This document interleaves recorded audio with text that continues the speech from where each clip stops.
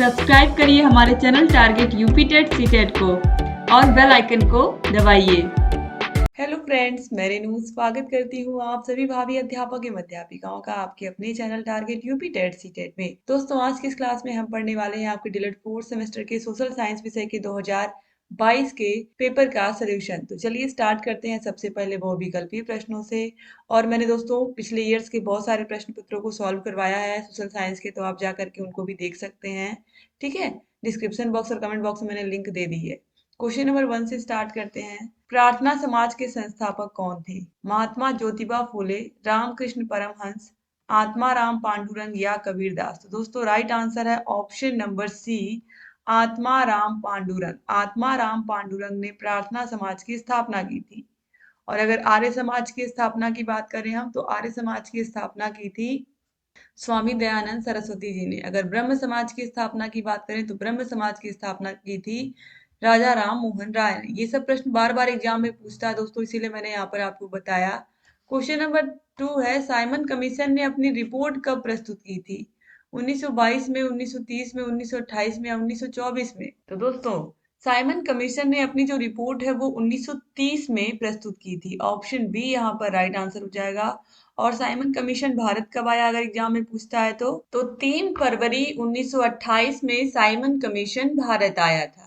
ठीक है, और ये जो कमीशन बना था इसमें पूरे के पूरे अंग्रेज थे, किसी भी भारतीय को शामिल नहीं किया गया था। और इसी वजह से लाला लाजपत राय से लेकर के बहुत सारे जो देशभक्त थे उन्होंने इसका विरोध किया और लाला लाजपत राय को बहुत ज्यादा लाठियां मारी गई पुलिस वालों के द्वारा, जिसकी वजह से एक तरीके से उनकी मृत्यु हो गई। ठीक है, तो यहाँ पर दोस्तों देखिए, जो साइमन कमीशन है ये आया भारत था 1928 में, लेकिन इसने अपनी रिपोर्ट कब प्रस्तुत की थी? 1930 में। क्वेश्चन नंबर 3 पे आते हैं। अंडमान निकोबार द्वीप समूह की राजधानी है? तो पोर्ट ब्लेयर, दमन, सिलवासा या कवरत्ती। तो राइट आंसर है पोर्ट ब्लेयर। अंडमान निकोबार की द्वीप समूह की राजधानी पोर्ट ब्लेयर है। क्वेश्चन नंबर 4 है, उत्तर प्रदेश का मैनचेस्टर किसे कहा जाता है? लखनऊ को, मथुरा को, भदोही को या कानपुर? तो उत्तर प्रदेश के कानपुर जिले को हम उत्तर प्रदेश का मैनचेस्टर कहते हैं। ठीक है, आगे बढ़ते हैं। क्वेश्चन नंबर 5 है, हेमेटाइट का संबंध किस खनिज से है? बॉक्साइट से, लौह अयस्क से, सोना से या तांबा से? तो जो हेमेटाइट है दोस्तों ये लौह अयस्क है, यानी कि ये लोहे का अयस्क है। ऑप्शन बी सही हो जाएगा। आगे बढ़ते हैं। क्वेश्चन नंबर 6 है, उत्तर प्रदेश में तेल शोधन कारखाना कहाँ स्थित है? यानी कि तेल को शुद्ध करने वाला कारखाना इलाहाबाद, मथुरा, बनारस या लखनऊ? तो राइट आंसर है मथुरा में है, और ये बहुत इंपॉर्टेंट प्रश्न है। क्वेश्चन नंबर 7 है, संविधान सभा के स्थायी सदस्य थे doctor Rajendra Prasad, doctor Bhimrao Ambedkar, doctor सच्चिदानंद सिन्हा या इनमें से कोई नहीं? दोस्तों इस प्रश्न में संविधान सभा के अस्थायी सदस्य की जगह संविधान सभा के स्थायी अध्यक्ष होना चाहिए था। यहाँ पर सही कर लीजिए आप लोग। संविधान सभा के स्थायी अध्यक्ष कौन थे? तो अस्थायी अध्यक्ष डॉक्टर राजेंद्र प्रसाद थे। ठीक है, अस्थायी अध्यक्ष। और अस्थायी अध्यक्ष की अगर हम बात करें तो डॉक्टर सच्चिदानंद सिन्हा को अस्थायी अध्यक्ष बनाया गया था। तो ये भी याद रखिएगा कि अस्थायी अध्यक्ष कौन थे? डॉक्टर राजेंद्र प्रसाद थे। ठीक है, बाकी अगर सदस्यों की बात करें तो राजेंद्र प्रसाद, बाबा भीमराव अंबेडकर भी आ जाएंगे, सरदार वल्लभ भाई पटेल, श्यामा प्रसाद मुखर्जी, ये सब आ जाएंगे। लेकिन यहाँ पर सदस्य की जगह अध्यक्ष पूछना चाहिए था। संविधान सभा के स्थायी अध्यक्ष थे डॉक्टर राजेंद्र प्रसाद, और अस्थायी अगर पूछता तो डॉक्टर सच्चिदानंद सिन्हा। ठीक है, क्वेश्चन नंबर 8 पे आते हैं। उत्तर प्रदेश में सिंचाई की जाती है नहरों द्वारा, कुओं द्वारा, नलकूपों द्वारा या उपयुक्त सभी के द्वारा? तो इन सभी के द्वारा सिंचाई होती है हमारे प्रदेश में, चाहे नहरें हो, चाहे नलकूप हो, चाहे कुएं हो। क्वेश्चन नंबर 9 है, उत्तर प्रदेश में कालिंजर मेला कहाँ लगता है? बांदा, महोबा, झांसी या प्रयागराज? तो दोस्तों ये मेला लगता है बांदा जिले में। ऑप्शन ए सही हो जाएगा। क्वेश्चन नंबर 10 है, डिगबोई तेल क्षेत्र किस राज्य में है? तो डिगबोई असम राज्य में है। ऑप्शन ए यहाँ पर राइट आंसर हो जाएगा। ये प्रश्न भी बहुत इंपॉर्टेंट है। क्वेश्चन नंबर 11 है, उत्तर प्रदेश कितने मंडलों में विभाजित है? तो उत्तर प्रदेश में हमारे कुल 18 मंडल हैं। ऑप्शन डी यहाँ पर राइट आंसर हो जाएगा। जैसे कि हमारा बस्ती जिला है, इसमें 3 जिले आते हैं। बस्ती पूरा का पूरा मंडल है। बस्ती मंडल में बस्ती, संत कबीर नगर और सिद्धार्थ नगर आते हैं। ठीक है, क्वेश्चन नंबर 12 है, चरकुला प्रमुख लोक नृत्य है कहाँ का? बुंदेलखंड का, ब्रज क्षेत्र का, पूर्वांचल का या फिर अवध का? तो उत्तर प्रदेश में ब्रज क्षेत्र, ऑप्शन नंबर बी जो है ये राइट आंसर हो जाएगा। क्वेश्चन नंबर 13 है, उत्तर प्रदेश में माघ मेले का आयोजन कहाँ होता है? प्रयागराज, कानपुर, फतेहपुर या कौशाम्बी? तो प्रयागराज में ही लगता है, त्रिवेणी संगम पर, ऑप्शन ए सही हो जाएगा। और यहाँ पर लोग नहाने जाते हैं। क्वेश्चन नंबर 14 है, भारत में सर्वाधिक साक्षरता किस राज्य में है? तो सर्वाधिक साक्षरता केरल राज्य में है, हम सभी को पता है। केरला सबसे आगे है साक्षरता की दर में। क्वेश्चन नंबर 15 है, कैगा परमाणु ऊर्जा उत्पादक केंद्र किस प्रदेश में स्थित है? गुजरात, कर्नाटक, तमिलनाडु या फिर केरल? तो क से कैगा और क से कर्नाटक, कर्नाटक यानी कि ऑप्शन नंबर बी जो है यहाँ पर ये राइट आंसर हो जाएगा। दोस्तों, अगर आपको किसी भी प्रकार की प्रॉब्लम है तो ये हमारा कॉन्टेक्ट नंबर है, इस पर कॉल करके, मैसेज करके, व्हाट्सएप करके आप अपनी कोई भी समस्या हमसे बता सकते हैं। क्वेश्चन नंबर 16 पे आते हैं दोस्तों। यहाँ पर देखिए, यहाँ से अतलग उत्तरी प्रश्न स्टार्ट है। क्वेश्चन नंबर 16 है, आर्य समाज की स्थापना का मुख्य उद्देश्य क्या था? तो आर्य समाज की स्थापना 10 अप्रैल 1875 को स्वामी स्वामी दयानंद सरस्वती जी ने की थी। और आर्य समाज का मुख्य उद्देश्य वैदिक धर्म को पुनः स्थापित करना तथा पश्चिमी सभ्यता एवं संस्कृति को समाप्त करना था। क्योंकि अंग्रेजों का शासन था हमारे देश पर, तो कहीं ना कहीं वो अपनी छाप, अपनी संस्कृति छोड़ना चाह रहे थे। और उसी को ध्यान में रखते हुए आर्य समाज की स्थापना की गई थी स्वामी दयानंद सरस्वती के द्वारा, कि जो हमारा पहले का वेद है, पुराण है, और जो हमारी संस्कृति है उसको हम संभाल करके रखें। क्वेश्चन नंबर 17 है, जैव विविधता किसे कहते हैं? तो जैव विविधता से तात्पर्य पृथ्वी पर पाए जाने वाले जीवों की विविधता से है। हालांकि जैव विविधता सिर्फ जीवों की विविधता तक ही सीमित नहीं है, बल्कि इसमें वह पर्यावरण भी शामिल होता है जिसमें वे निवास करते हैं। जैव विविधता को निम्नलिखित 3 स्तरों पर विभाजित किया गया है: अनुवांशिक, प्रजाति विविधता या पारिस्थितिकीय। तो ऑलरेडी अपने आसपास हम देखते हैं अलग अलग प्रकार के पेड़ पौधे हैं, अलग अलग प्रकार के जीव जंतु हैं, तो ये सब मिल करके क्या बनाते हैं? जैव विविधता बनाते हैं। क्वेश्चन नंबर 18 है, विश्व पर्यावरण दिवस कब मनाते हैं? और ये प्रश्न भी बहुत पूछता है। तो विश्व पर्यावरण दिवस प्रत्येक साल 5 जून को मनाया जाता है। और विश्व पर्यावरण दिवस की शुरुआत 1972 में संयुक्त राष्ट्र महासभा द्वारा स्टॉकहोम सम्मेलन के समय की गई थी। क्वेश्चन नंबर 19 है, लिंगानुपात से क्या तात्पर्य है? तो प्रति 1000 पुरुषों पर महिलाओं की संख्या को ही हम लिंगानुपात कहते हैं। और यह अनुपात 1000 पुरुषों पर महिलाओं की संख्या बताता है। जैसे कि 2011 की जनगणना के अनुसार प्रत्येक 1000 पुरुषों पर हमारे देश में 943 महिलाएं हैं। क्वेश्चन नंबर 20 है, सांप्रदायिकता का मुख्य कारण क्या है? तो छुआछूत व ऊंच नीच की भावना संप्रदायवाद को फैलाती है। सांप्रदायिकता के प्रमुख कारणों में मुख्य रूप से सोशल मीडिया का प्रभाव, मनोवैज्ञानिक कारण और राजनीतिक कारण, इसके अलावा मूल्य आधारित शिक्षा का अभाव और आर्थिक कारण, ये सभी हो सकते हैं दोस्तों। एक तरीके से हम कह सकते हैं कि सांप्रदायिकता के कारण, क्योंकि हमारे देश में शिक्षा की भी कमी है और राजनीति, जातिगत राजनीति ज्यादा होती है, ठीक है, और गरीबी भी है, ये सब प्रमुख कारण है। क्वेश्चन नंबर 21 है, उत्तर प्रदेश की प्रमुख जनजातियां कौन कौन सी हैं? याद रखिएगा, ये बहुत पूछता है एग्जाम में।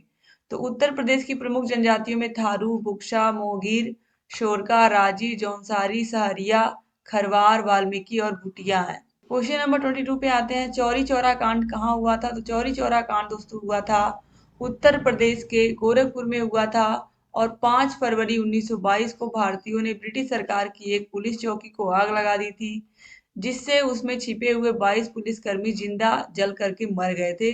और इसी वजह से महात्मा गांधी जी ने असहयोग आंदोलन को वापस ले लिया था। क्वेश्चन नंबर 23 है, रामकृष्ण मिशन की स्थापना किसने की थी? तो रामकृष्ण मिशन की स्थापना स्वामी विवेकानंद जी ने 1 मई 1897 में की थी। इस मिशन का उद्देश्य गरीबों की मदद करना, महिलाओं की स्थिति में सुधार करना, अस्पृश्यता और अंधविश्वास के खिलाफ लड़ने और शिक्षा प्रणाली में सुधार करना था। क्वेश्चन नंबर 24 पे आते हैं, रॉलेट एक्ट क्या है? रॉलेट एक्ट को काला कानून भी कहा जाता है। यह 19 मार्च 1919 को भारत की ब्रिटिश सरकार द्वारा भारत में उभर रहे राष्ट्रीय आंदोलन को कुचलने के उद्देश्य से निर्मित कानून था। इस कानून के जरिए ब्रिटिश सरकार को यह अधिकार प्राप्त हो गया था कि वह किसी भी भारतीय पर अदालत में मुकदमा चलाए बिना ही उसे जेल में बंद कर सकती थी। और इसी का विरोध हो रहा था दोस्तों जलियांवाला बाग में, आप देख सकते हो कि जलियांवाला बाग में कितना ज्यादा नरसंहार हुआ था। ऑलरेडी आप पढ़ भी चुके हो, इसके बारे में मैंने आपको बताया भी है कि किस तरीके से कितने सारे निहत्थे लोगों को जनरल डायर ने गोलियां चलवा करके मार डाला था। और एक तरीके से रॉलेट एक्ट का वहां पर विरोध हो रहा था। और आप देख सकते हो कि इतने सारे लोग एक तरह से देश के लिए शहीद हो गए।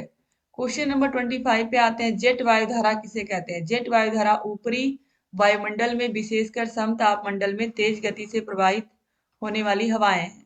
इनकी प्रवाह की दिशा जल धाराओं की तरह ही निश्चित होती है। जेट वायुधाराएं दो प्रकार की होती हैं, पश्चिम स्ट्रीम जेट और पूर्वी स्ट्रीम जेट या पूर्वी जेट स्ट्रीम। क्वेश्चन नंबर 26 भी बहुत पूछता है एग्जाम में। विश्व ओजोन दिवस कब मनाते हैं? ऑलरेडी ये सुपर टेट एग्जाम में भी पूछा हुआ प्रश्न है। तो 16 सितंबर को विश्व ओजोन दिवस मनाया जाता है।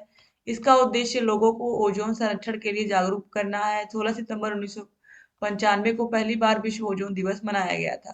क्वेश्चन नंबर 27 है। सारनाथ संग्रहालय की स्थापना कब हुई? तो सारनाथ उत्तर प्रदेश के वाराणसी क्षेत्र में स्थित है। इस स्थल से प्राप्त पुरावस्तुओं के संरक्षण के लिए सरकार द्वारा 1904 में खुदाई स्थल के समीप एक स्थल संग्रहालय का निर्माण करने का निर्णय लिया गया, जो 1910 में बनकर तैयार हुआ।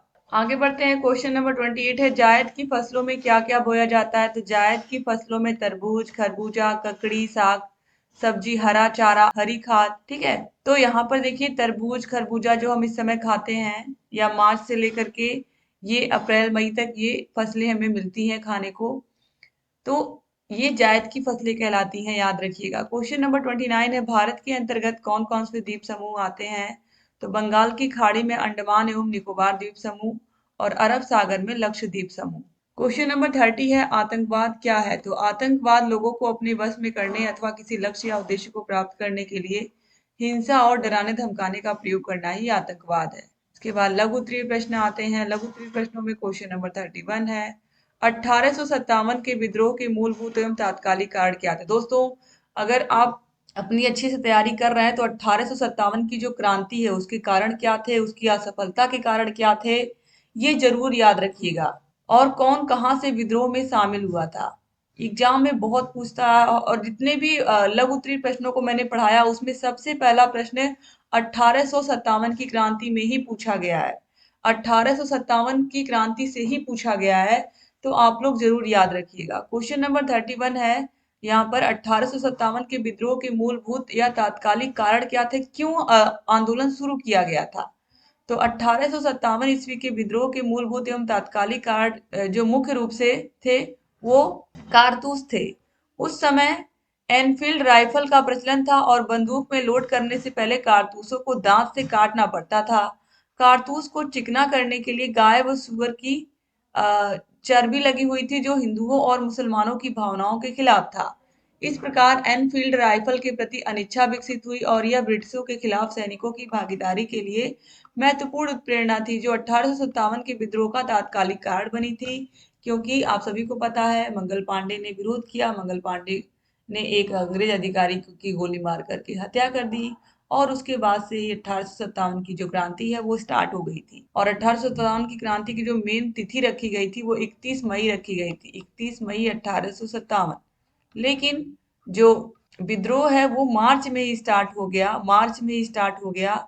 इस वजह से दोस्तों जो हम कह सकते हैं कि हमारी तैयारी भी पूरी नहीं थी। क्वेश्चन नंबर 32 है। भारतीय अर्थव्यवस्था के समक्ष क्या चुनौतियां हैं, स्पष्ट करिए।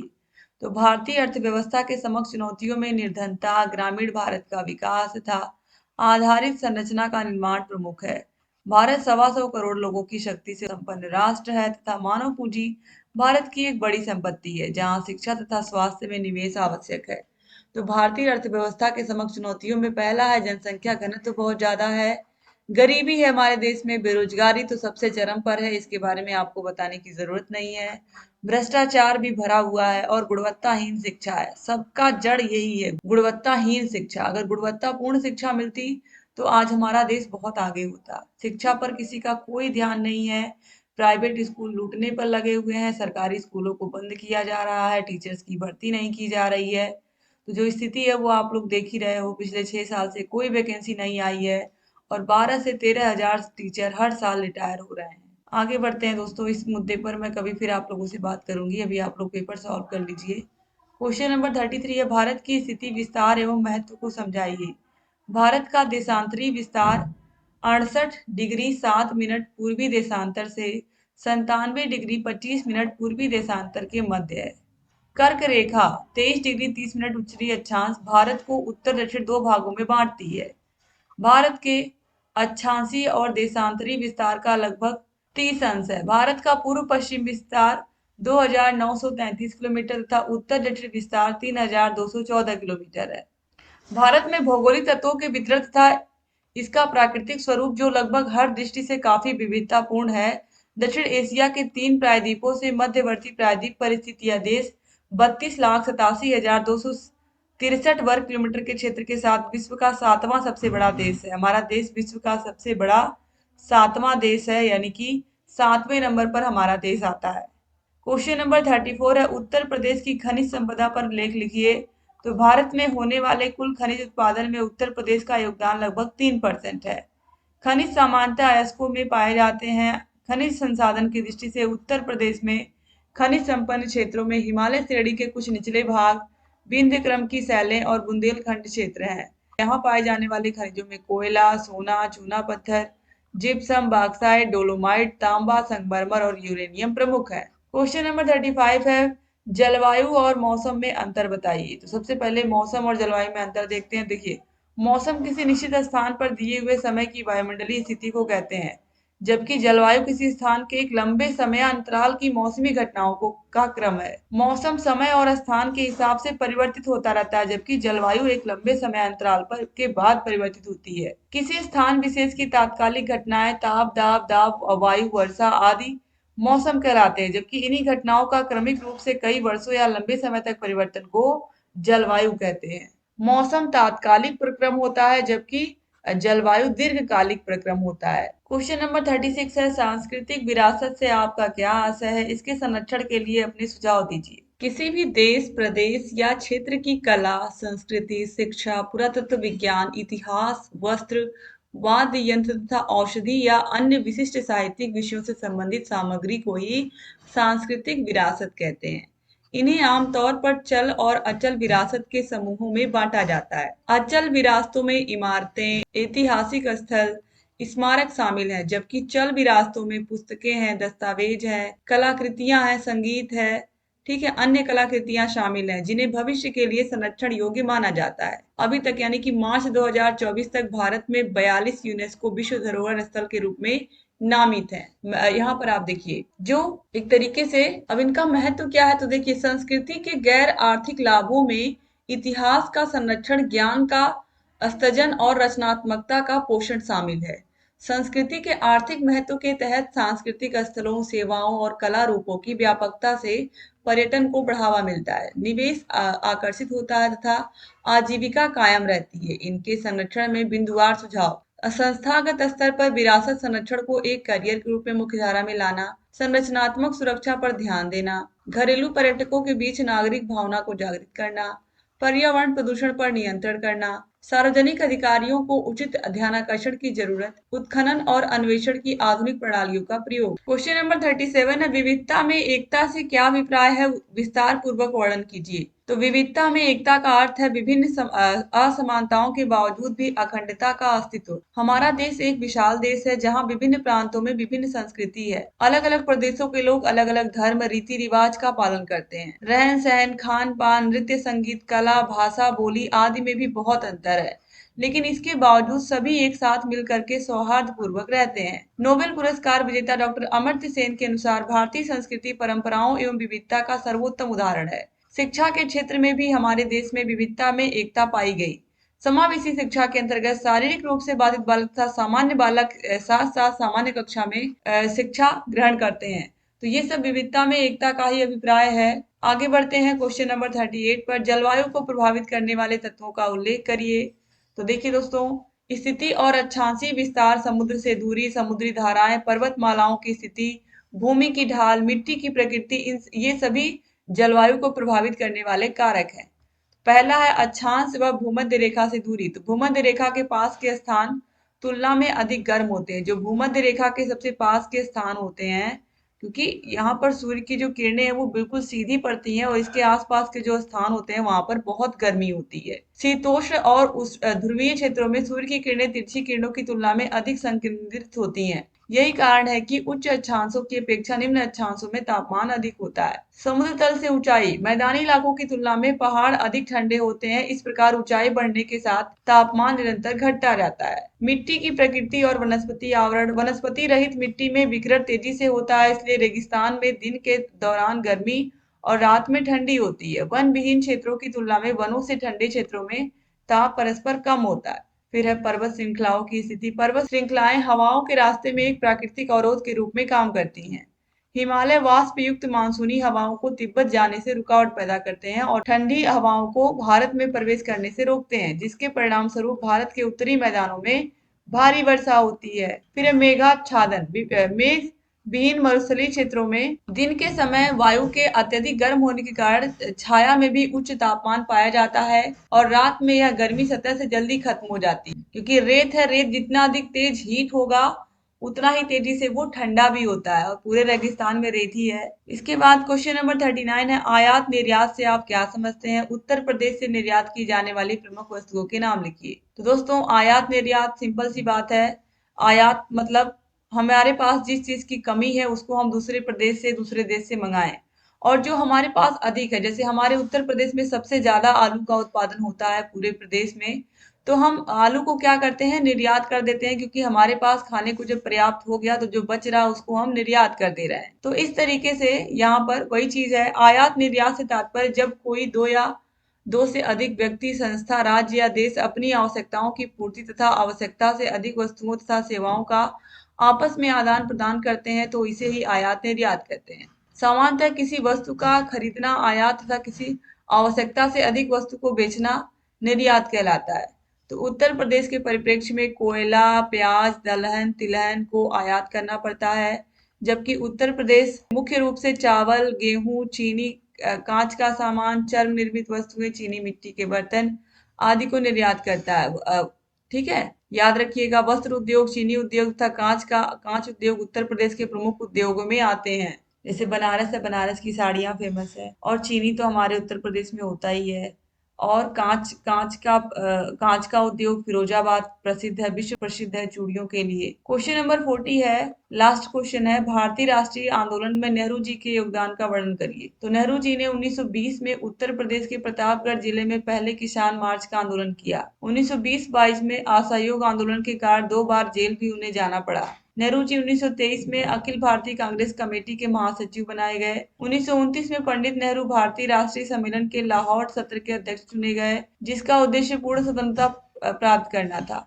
1930-31 में नमक सत्याग्रह एवं आंदोलनों के कारण भी उन्हें कई बार जेल जाना पड़ा। 8 अगस्त 1942 को नेहरू जी को पुनः गिरफ्तार कर लिया गया तथा अहमदनगर किले में लाया गया। 1943 में जब अंतरिम सरकार का निर्माण किया गया तो नेहरू जी प्रथम राष्ट्रीय सरकार के प्रधानमंत्री बने। स्वतंत्रता प्राप्ति के पश्चात वे ही प्रथम राष्ट्रीय सरकार के प्रधानमंत्री बने और जीवन के अंतिम क्षणों तक इस पद पर बने रहे। स्वतंत्र भारत में अपनी नीतियों के द्वारा उन्होंने देश में ठोस लोकतांत्रिक परंपरा की स्थापना की और राष्ट्रीय आंदोलन में अपने कार्यों एवं नेतृत्व क्षमता को जनमानस को न केवल राष्ट्र की मुक्ति के लिए प्रयत्न हेतु प्रेरित किया, बल्कि उनको प्रभावशाली दिशा भी प्रदान की, जिसने स्वतंत्रता आंदोलन में महत्वपूर्ण भूमिका अदा की। तो इस तरीके से दोस्तों यहाँ पर टोटल 40 क्वेश्चन थे। 40 के 40 क्वेश्चंस को आप लोगों ने कंप्लीट कर लिया। अगर आपको 4th सेमेस्टर के सारे विषयों के नोट्स चाहिए, सारे विषयों की क्लासेस, सारे विषयों की मास्टर क्लासेस, सारे विषयों के चैप्टर वाइज टेस्ट, सारे विषयों के प्रीवियस ईयर क्वेश्चन पेपर, सारे विषयों के राजन सीरीज और पवन सीरीज की पूरी पीडीएफ और पूरी की पूरी क्लासेस, ये सब आपको मिल जाएंगी